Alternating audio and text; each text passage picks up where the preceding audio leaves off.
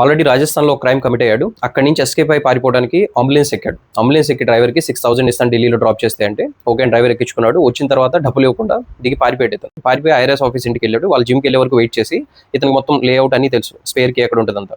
వెళ్ళాడు.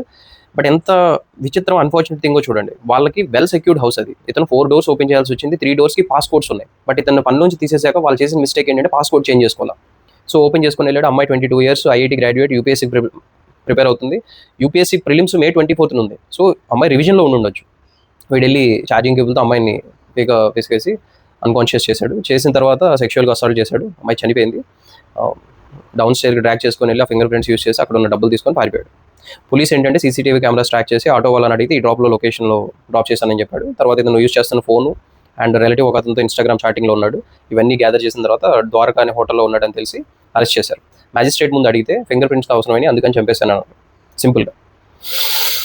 Life unpredictable అనేది అందుకే. అమ్మాయి చూడండి, ఐఐటీ గ్రాడ్యుయేట్, యూపీఎస్సీ చదివి ఏదో చేద్దాం అనుకుంది.